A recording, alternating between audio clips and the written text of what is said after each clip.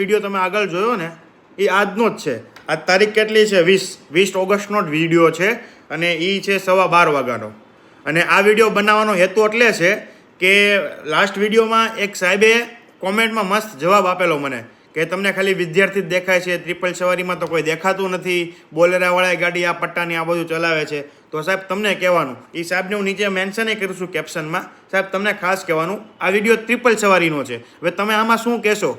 તમે એક બી વસ્તુ સ્ટુડન્ટ માટે નથી કીધેલી. અને બીજી વસ્તુ કે હું છે ને ભાઈ એ રસ્તે જાઉં છું, મારી ઓફિસ ત્યાં છે, હું એ રસ્તે જ જાઉં છું અને હું એ રસ્તે જ જઈશ અને મારો ટાઈમ એ જ રહેશે. રસ્તે જાઉં છું, એ રસ્તે મને 2 સ્કૂલ આવે છે અને હું કોઈ સ્કૂલને પર્સનલ નથી ટાર્ગેટ કરતો, કારણ કે હું કહેવા એમ માગું છું કે 18 નીચેનાના લાયસન્સ નથી તો એ લોકો 18થી નીચેના ગાડી લઈને આવે છે તો તમે એને પાર્કિંગ જ અલાઉ શું કામ કરો છો? તમે એમની માટે વિશાળ પાર્કિંગ ગોઠવી રાખ્યું છે, એને પાર્કિંગ જ શું કામ અલાઉ કરો છો? તમારી પાસે લર્નિંગ લાયસન્સ છે 16 વર્ષ, તો ભાઈ તમારી ગાડીમાં એલ લાગેલો હોવો જોઈએ અને તમારી પાછળ કોઈ લાયસન્સવાળો વ્યક્તિ બેઠેલો હોવો જોઈએ.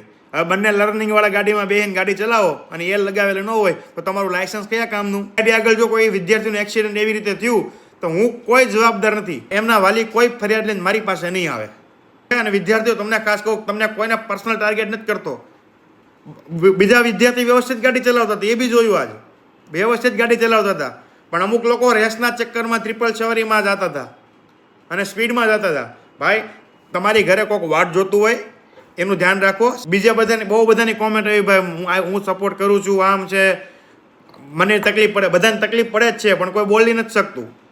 અને બીજી બધી સ્કૂલમાં પ્રોબ્લેમ થતો હોય પણ હું આ રસ્તે જાઉં છું એટલે હું આ વસ્તુ મૂકું છું. હું એની આટલું બીજા કોઈ સ્કૂલ પાસે રસ્તે જાઉં એવું કાંઈ મને નથી અને હું કોઈ સ્કૂલનો વિરોધી નથી. વસ્તુ દેખાણી એ વસ્તુ મેં તમને કીધી અને હું વિડીયો મારફત જ કહું છું તમને, કારણ કે મારી પાસે પ્રૂફ છે. એટલે આપણે પોલીસ કોન્સ્ટેબલ હતા ને એમને બી મેં જાણ કરેલી છે કે તમે એકવાર ખાલી ત્યાં ઊભા રહો અને એમને બી મને કીધું છે કે આ તકલીફ રહી છે.